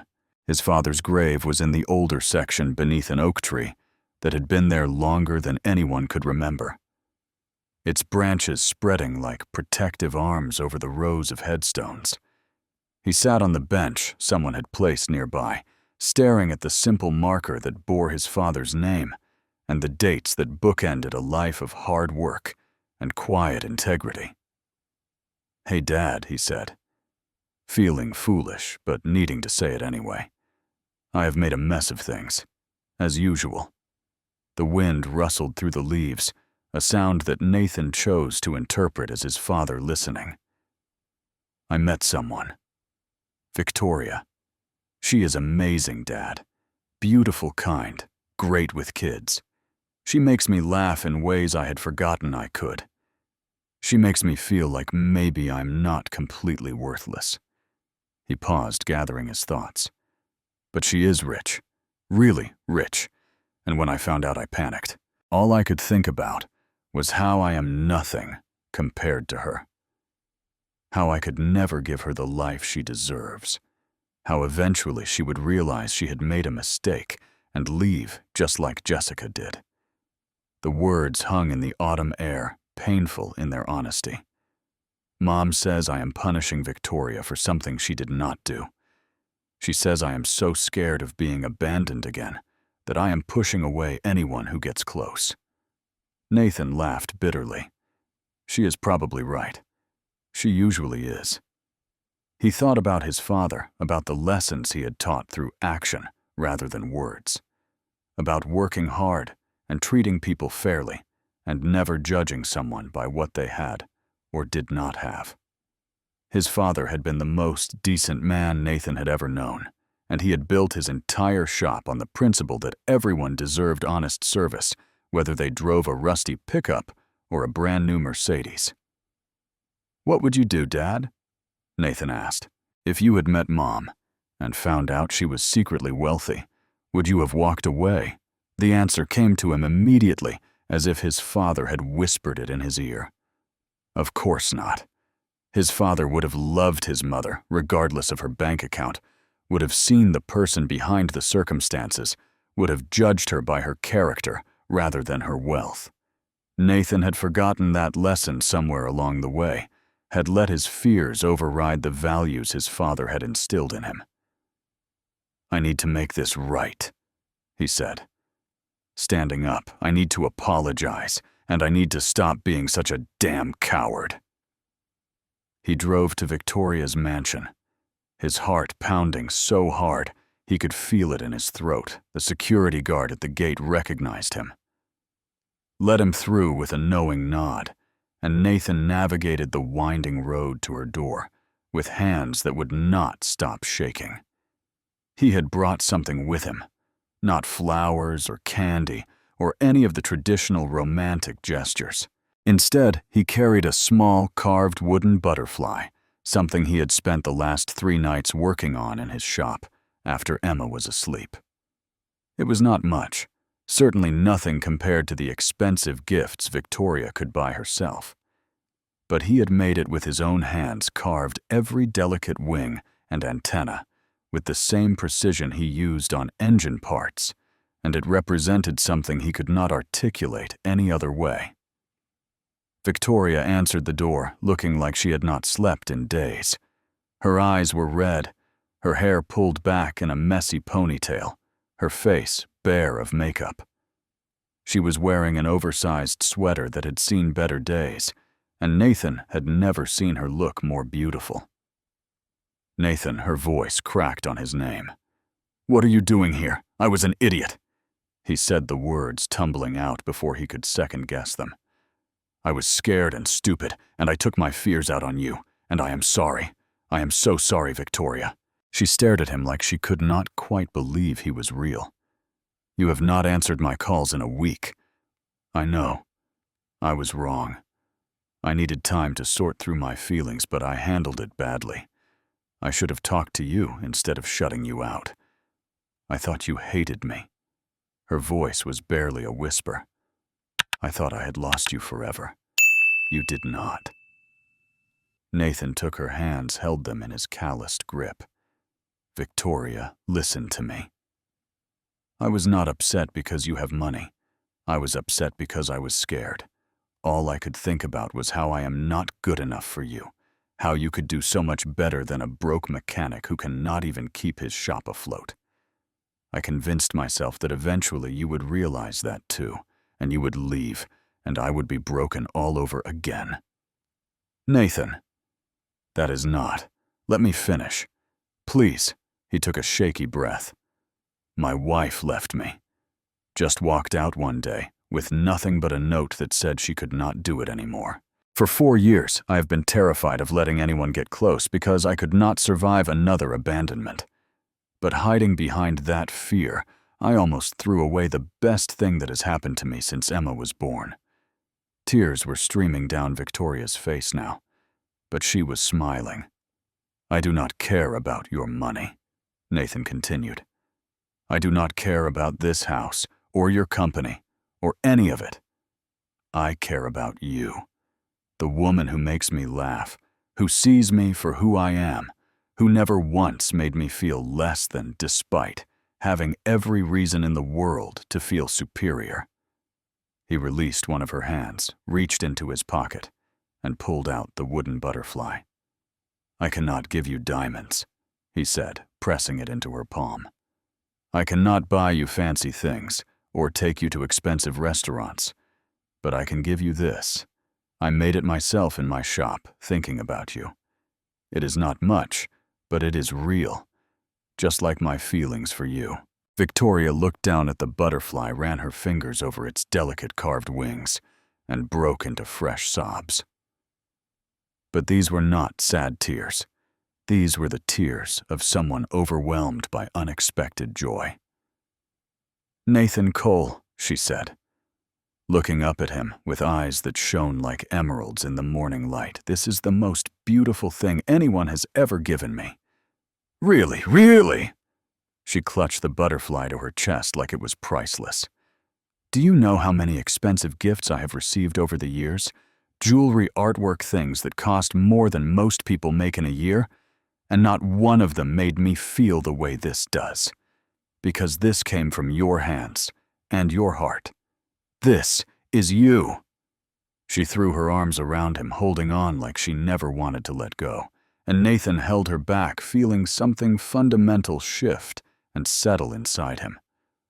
"I'm sorry I hid things from you," Victoria whispered against his chest. "I was scared too. Scared you would see me differently once you knew about the money. Scared you would become like everyone else. I almost did," Nathan admitted. "But a very wise 5-year-old reminded me that what is inside people matters more than what is outside. And inside Victoria, you are the kindest, most genuine person I have ever met." She pulled back to look at him, her face wet with tears, but radiant with hope. "So, what now?" Nathan smiled, reaching up to wipe a tear from her cheek. "Now we start over. Or rather, we keep going. But this time, no secrets, no walls, no hiding. Just us figuring it out together." "Together," Victoria repeated. "I like the sound of that." From somewhere upstairs, a young voice shouted, "Is that Nathan? Is Emma with him?" Victoria laughed, the sound breaking through the emotional intensity of the moment. "That would be Oliver, who has been asking about you approximately every 5 minutes since you left. Tell him Emma will be over soon," Nathan said. "We have a lot of catching up to do." He kissed Victoria, then standing on her doorstep with the morning sun breaking through the clouds, and felt for the first time in years that maybe, just maybe, everything was going to be okay. Have you ever let pride almost destroy something beautiful? Let us know in the comments. The weeks that followed Nathan and Victoria's reconciliation were filled with the complicated, beautiful work of blending two broken families into something whole. It was not always easy. There were misunderstandings and adjustments, and moments when the gulf between their circumstances felt impossibly wide. But there was also laughter and love, and the growing sense that they were building something real. Nathan had made one thing clear from the beginning. He was not going to let Victoria pay for everything. His pride demanded that he contribute, that he pull his weight in whatever way he could, even if his contributions could not match hers in monetary terms. Victoria, for her part, respected this boundary absolutely. She understood that Nathan's sense of self-worth was tied to his ability to provide, and she never once tried to undermine that by throwing money at problems he wanted to solve himself. Instead, she helped in other ways. She looked at his books one evening, and Nathan watched her eyes widen at the disorganization she found there. "Nathan," she said carefully, "when was the last time you actually balanced these accounts I balance them?" He protested. "Sort of. When I have time." Victoria laughed, but there was no judgment in it. "Okay, here is what we are going to do. I am going to teach you some basic financial management, and you are going to implement it. Not because I think you cannot figure it out yourself, but because this is literally what I do for a living, and it seems silly not to share what I know." Over the following weeks, she taught him how to track expenses properly, how to manage cash flow, how to identify where he was losing money and where he could potentially gain more. She did not invest in his business or offer to bail him out of his financial hole. She simply gave him the tools to start climbing out himself. And slowly things began to turn around. With better organization, Nathan was able to see opportunities he had been missing before. He discovered that his parts supplier had been overcharging him for years and negotiated a better deal.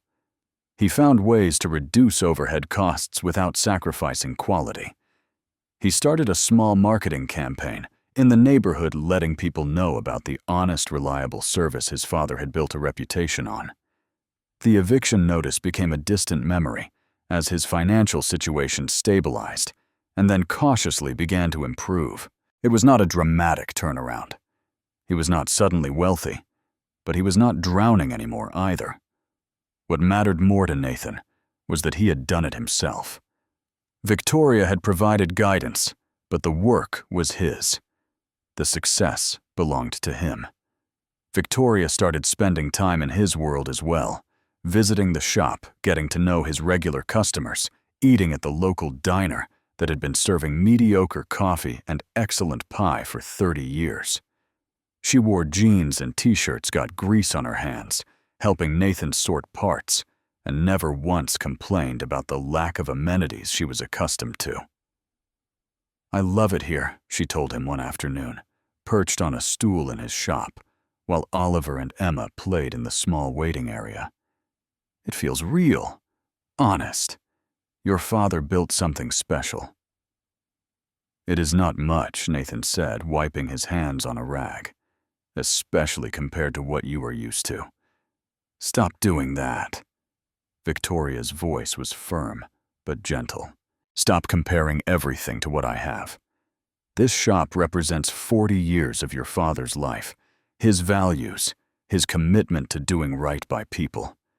That is worth more than any fancy office building." Nathan looked around at the worn concrete floors, the tools organized on pegboards, the same way his father had always arranged them, the faded photos on the walls showing decades of satisfied customers. He had been so focused on what the shop was not that he had forgotten to appreciate what it was. "You are right," he said, something warming in his chest. "It is special." The children, meanwhile, had bonded into an inseparable unit. Oliver took his role as the older child, seriously protecting Emma from everything from playground bullies to scary parts of movies.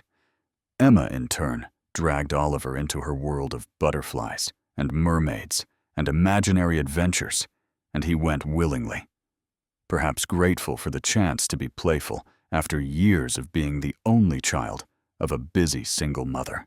They started calling each other almost siblings, a term they had invented themselves, and made elaborate plans for when they would become real siblings.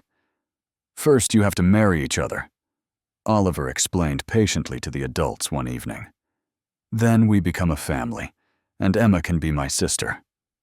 "You have to kiss and stuff too," Emma added, making a face. That is what grown-ups do when they love each other. Nathan and Victoria exchanged amused glances over their children's heads, neither willing to discuss how quickly their relationship was actually progressing. The first real test of their blending came when Victoria invited Nathan to a charity gala hosted by her company. It was an annual event, black tie, attended by the city's wealthiest and most influential people. She wanted him there, she said.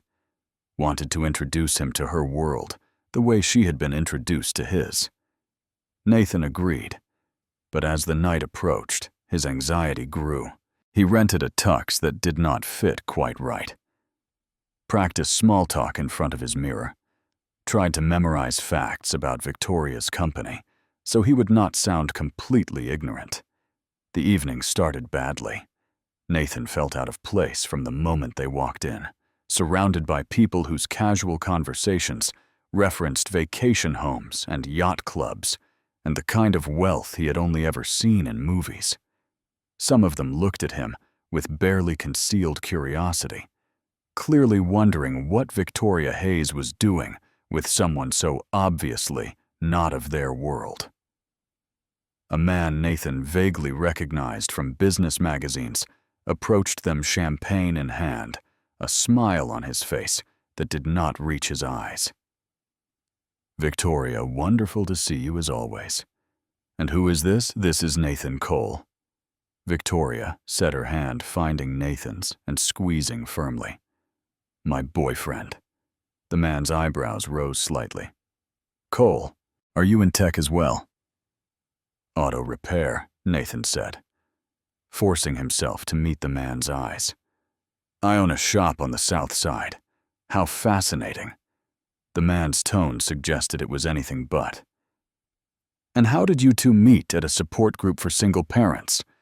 Victoria said, her voice carrying a warning that only Nathan recognized. "Nathan is the most dedicated father I have ever met. His daughter adores him. How sweet." The man was already looking over Nathan's shoulder, scanning for more impressive conversation partners. "Well, lovely to meet you. Victoria, we should talk about that merger proposal sometime." He walked away without waiting for a response. Nathan stood rigid, feeling the heat of embarrassment and inadequacy burning through him. This was exactly what he had feared. Being dismissed, being condescended to, being treated like he was invisible, simply because he lacked the wealth that granted admission to this world. But then Victoria did something unexpected. She turned to face him fully, put both hands on his shoulders, and said loud enough for several nearby guests to hear, "That man is a pompous fool who got rich by exploiting people. You are worth 10 of him, Victoria." Nathan hissed, mortified. "I mean it." Her eyes were fierce, protective. "You work harder than anyone in this room. You are raising an incredible daughter on your own while keeping your father's legacy alive. That takes more courage and integrity than any of these people will ever have." She turned to the small crowd that had been watching their exchange. "This is Nathan Cole. He is the most honest, hardworking man I have ever met, and I am proud to be with him. Does anyone have a problem with that?" The silence that followed was deafening. Then slowly people began to murmur and return to their conversations. The message clearly received. Victoria Hayes's boyfriend might not be wealthy, but she was prepared to defend him against anyone who tried to make him feel unwelcome. "You did not have to do that," Nathan said, as she guided him toward a quieter corner. Yes, I did. Victoria's expression softened. Nathan, I do not care what these people think. Most of them would sell their own mothers for a good investment opportunity. You are real. You are genuine. And you are mine. She kissed him right there in front of everyone, and Nathan felt something shift inside him. Victoria was not ashamed of him. She was proud. And maybe it was time he started being proud of himself too. I love you, he said, when they pulled apart, the words tumbling out before he could stop them. He had not planned to say it, not here, not like this. But it was true, and he was tired of holding back. Victoria's face transformed with joy. I love you too, Nathan. So much. They spent the rest of the evening together, hand in hand, and Nathan found that the whispers and glances bothered him less when he had Victoria by his side. Her world was not his world, might never fully become his world, but she was making space for him in it anyway. And that was enough. 6 months into their relationship, Nathan planned something special. His father had left him one thing besides debt and a struggling shop. A cabin by Crystal Lake, about 2 hours outside the city. It was small, rustic, without Wi-Fi or cell service or any of the modern conveniences that defined most of Victoria's life. Nathan had spent summers there as a child, learning to fish and hike and appreciate the simple pleasure of existing in nature. He had never taken anyone there, not even Jessica, who had dismissed the idea of a primitive cabin as beneath her. But something told him Victoria would see it differently. I want to take you somewhere, he told her one Friday evening. You, Oliver, me, Emma, a whole weekend away. Where it is a surprise, but I should warn you it is not fancy. At all. Victoria's smile was warm with trust. I do not need fancy, Nathan. I just need you. They drove up Saturday morning, both children vibrating with excitement in the back seat. Nathan's old truck loaded with supplies and anticipation. The further they got from the city, the more the tension seemed to drain from Victoria's shoulders. She watched the scenery change from suburbs to farmland to forest with an expression of pure wonder. When they finally turned onto the dirt road leading to the cabin, Nathan felt his heart rate spike. This place meant everything to him. Bringing Victoria here was like exposing his most vulnerable self. The cabin came into view, small, weathered, with a sagging porch and smoke-stained stones from decades of campfires.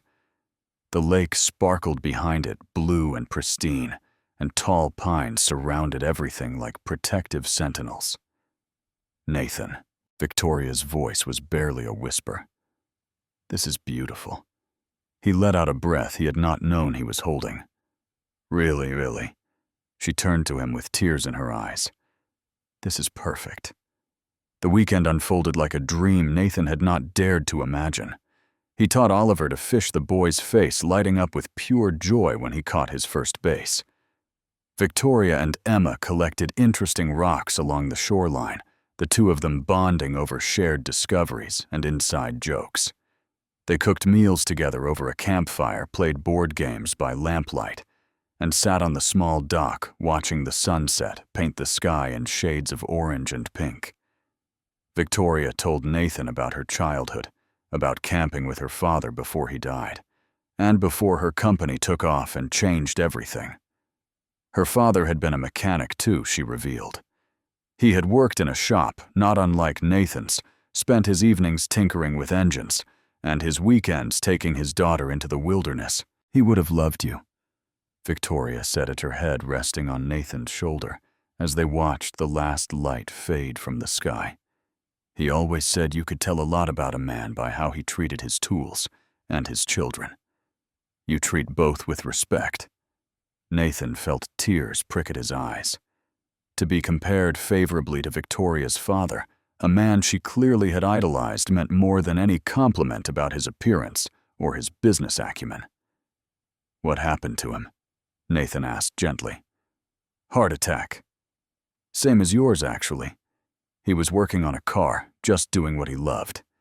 And then he was gone. Victoria's voice was thick with old grief. I was 22. Had just started my company, was so focused on building something that I did not spend as much time with him as I should have.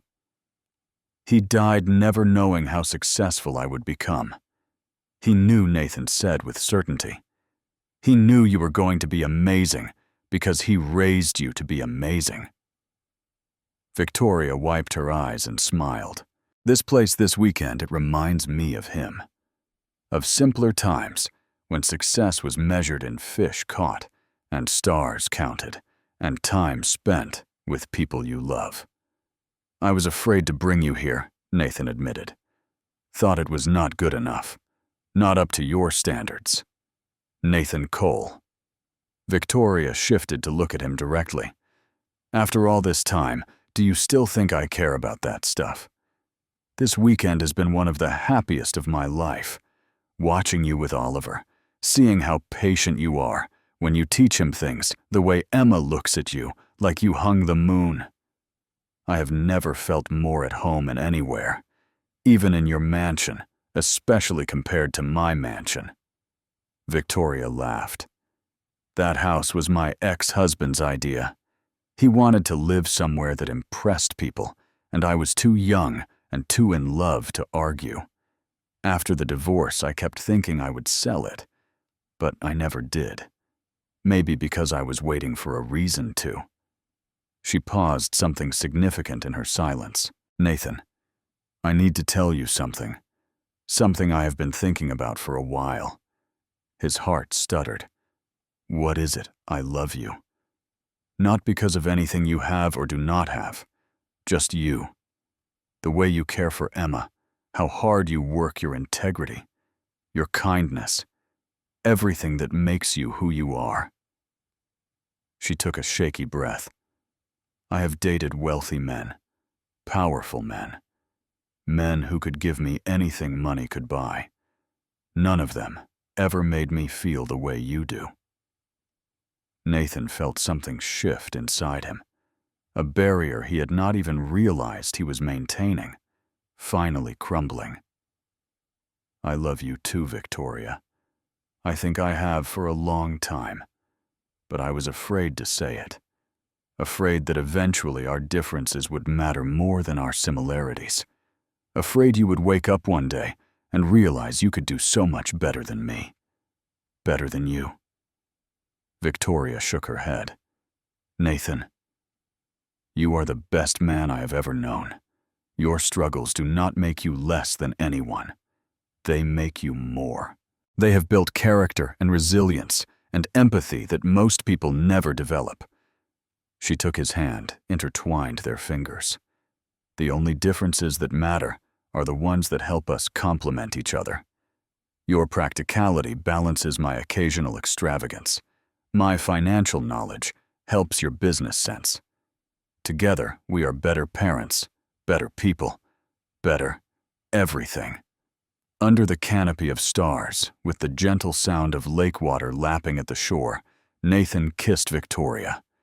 And for the first time in 4 years, he felt truly, completely free. The following morning, as they packed to leave, the children made an announcement. We have been talking, Oliver said, with the seriousness of a child who had rehearsed this moment. And we think we should all live together. Nathan and Victoria exchanged surprised glances. Yeah, Emma added, her small face determined. Oliver can be my brother, and Victoria can be my mom, and Daddy can be Oliver's dad. That is how families work. That is a pretty big decision, Nathan said carefully. You love each other, right? Oliver pressed. We heard you talking last night. Victoria's cheeks flushed pink, but she smiled. Yes, we do love each other. Then it is easy, Emma declared with the certainty only a 6-year-old could muster. Families live together and love each other. That is what we should do. Nathan looked at Victoria, seeing his own emotions reflected in her eyes. love, hope, and the acknowledgement that their children had cut straight to the heart of the matter. The kids might be onto something, he said softly. They usually are, Victoria agreed. Though maybe we should take it a bit slower than they are suggesting. Definitely. Nathan nodded, then dropping his voice so only she could hear. But I like where they are heading with this plan. Victoria's smile was bright enough to outshine the morning sun. Me too, Nathan. Me too. 1 year after their first meeting at the support group, Nathan brought everyone back to the cabin. Same rustic charm, same pristine lake, same stars scattered across the sky like diamonds on black velvet. But this time, he had something specific planned. The ring had taken him 6 months to save for. He had set aside a portion of every paycheck, skipped lunches, took on extra jobs, all to afford a modest diamond that Victoria could probably have bought herself 100 times over. But that was not the point. The point was that it came from him, from his hard work, and his tibume, and it represented everything he wanted to give her. Emma and Oliver were in on the plan. Nathan had sworn them to secrecy with the gravity of a sacred oath, and they had managed to keep quiet for an entire month, though the effort was visibly straining them both. "Is tonight the night, Daddy?" Emma whispered every evening. "Soon, sweetheart. Very soon." On their final evening at the cabin, after a dinner of grilled fish they had caught together, Nathan led Victoria down to the dock. The sun was just beginning to set, painting the sky in watercolors of orange and pink and gold. "I love it here," Victoria said, leaning against him. "I love that you shared this place with us." "It is special to me," Nathan agreed. "But it has become even more special now that you have been here." He took her hands, and Victoria must have sensed something because her eyes went wide, her breath catching in her throat. "Victoria, I need to say something." "Nathan, a year ago I walked into a community center looking for help. I was drowning, barely surviving, convinced I was the worst father in the world, and that I would never be happy again." He paused, gathering himself. "And then you walked in that red dress, carrying cookies, with a smile that made me forget how to breathe." Victoria laughed, tears already forming in her eyes. "You saw me," Nathan continued. "Not my bank account, or my circumstances, or my failures. Just me. And you made me believe that maybe I was worth seeing." He reached into his pocket and pulled out the small velvet box, and Victoria's hands flew to her mouth. "I know I am not rich. I cannot give you fancy things or take you to expensive places.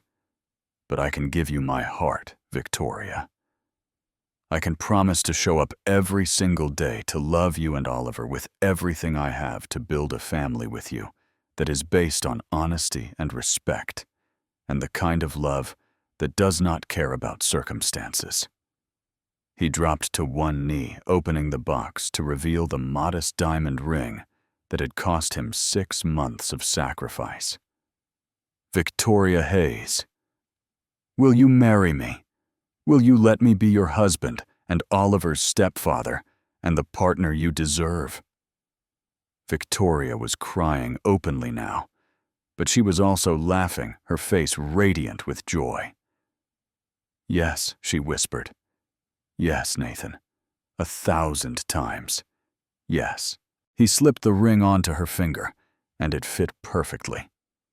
Then he was standing, and she was in his arms, and they were kissing as the sun painted the sky in colors of hope and promise. From the cabin, 2 young voices erupted in cheers. "She said yes!" Oliver shouted. "I knew it!" Emma squealed. "I knew she would say yes." They came running down to the dock, and suddenly all 3 of them were tangled together in an embrace, laughing and crying, and holding on to each other like they would never let go. "We are going to be a real family," Emma declared. "We already are," Nathan said, looking at the three faces he loved more than life itself. "We have been for a while." The wedding was held at the community center, where they had first met, transformed with flowers and lights, and the love of everyone who had witnessed their journey. Friends from the support group attended, along with Nathan's mother and Victoria's colleagues, and the regular customers from Cole's Auto Repair, who had become like family over the years. Oliver stood proudly as ring bearer, taking his responsibility with the utmost seriousness. Emma scattered flower petals with dramatic flair, occasionally tossing entire handfuls into the air just to watch them fall. Victoria wore a simple white dress, elegant, but not extravagant, with her blonde hair cascading in soft waves and the wooden butterfly Nathan had carved pinned above her heart. She walked down the aisle alone, having chosen to give herself away. A woman who had learned to stand on her own and was now choosing to stand beside someone else. Nathan watched her approach with tears streaming down his face, not caring who saw, not caring about anything except the woman in white who was about to become his wife. They had written their own vows, words that came from hearts that had been broken and healed and now beat as one. "I found my home," Nathan said, his voice rough with emotion, the night a beautiful woman in a red dress walked into a support group and saw me. Not my bank account, not my struggles, not my failures. Just me. "Victoria, you taught me that asking for help is not weakness, that love does not care about circumstances, and that the right person will love you not despite your scars, but because of them. I promise to love you, support you, and choose you every single day for the rest of my life." Victoria's response was equally moving. "I found my home," she said, when a man with calloused hands and a tired smile made me feel like I was enough. Just as I am. Nathan, I spent years being valued for what I had, not who I was. You changed that. You showed me that true wealth is not measured in dollars, but in the people who love you and the life you build together. I promise to love you, honor you, and remind you every single day how incredible you are."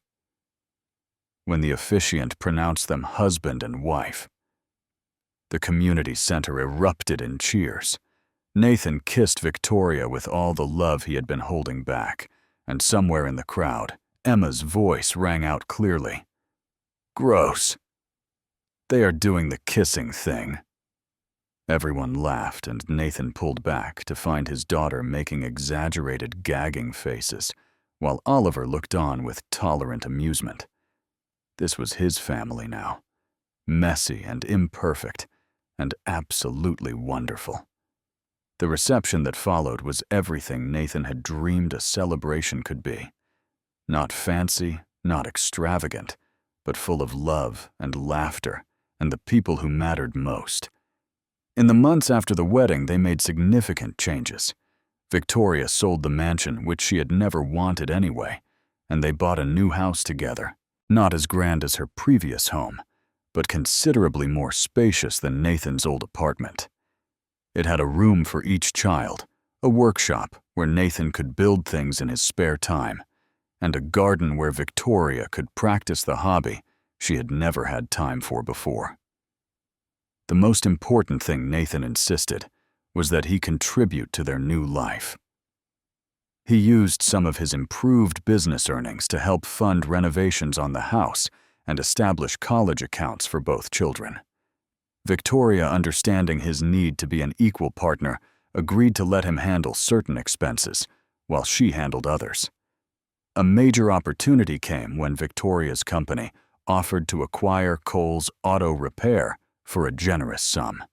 The deal would provide Nathan with financial security, while allowing him to stay on as owner and manager, preserving his father's legacy while benefiting from Victoria's business expertise.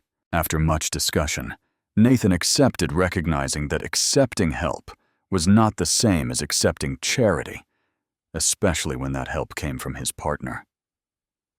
2 years into their marriage, Victoria gave birth to twins, a boy and a girl, who were immediately spoiled by their older siblings. Oliver, now 11, took his role as biggest brother with dedicated seriousness. Emma, now 8, was in heaven, having babies to help care for. The single-parent support group remained an important part of their lives. Nathan and Victoria continued to attend, eventually becoming co-facilitators, sharing their story with new members who walked through the door looking as lost and desperate as Nathan had that first night. "It gets better," Nathan would tell them. "I know it does not feel like it now, but it gets better. And you do not have to do it alone." On quiet evenings, after the children were asleep, Nathan and Victoria often sat together on their porch swing, watching the fireflies dance across their yard. It had become their ritual, this moment of peace at the end of chaotic days, a chance to reconnect and remember how far they had come. "Did you ever imagine this would be your life?" Victoria asked one such night, her head resting against his shoulder. Nathan thought about the desperate man who had sat crying in his truck in that community center parking lot, convinced he was drowning, and there was no one to throw him a line. That man seemed like a stranger now, a shadow from another life. "Not in my wildest dreams," he admitted. "I was just hoping to figure out how to be a better dad to Emma. I never expected to find a partner, more children, this whole beautiful life. I was hiding behind my work," Victoria confessed, "afraid to let anyone close enough to see the real me. So glad you were stubborn enough to stick around after finding out about my situation." Nathan laughed softly. "Well, you make a really good chocolate chip cookie." That was hard to walk away from. She playfully swatted his arm before settling back against him. "Seriously, though, thank you for seeing me. Not my money or my company, just me." "And thank you," Nathan replied, "for seeing value in a grease-stained mechanic with more determination than prospects." "I got the better end of this deal." "Impossible," Victoria insisted. "Our children have the best father imaginable." From inside the house, a baby's cry interrupted their quiet moment. They both stood, hands automatically finding each other's. "I have got this one," Nathan said, kissing her softly before heading inside. As he climbed the stairs to soothe his youngest daughter, Nathan reflected on the unexpected journey that had brought him here. A support group for single parents had given him not only the guidance he had sought, but also a complete family.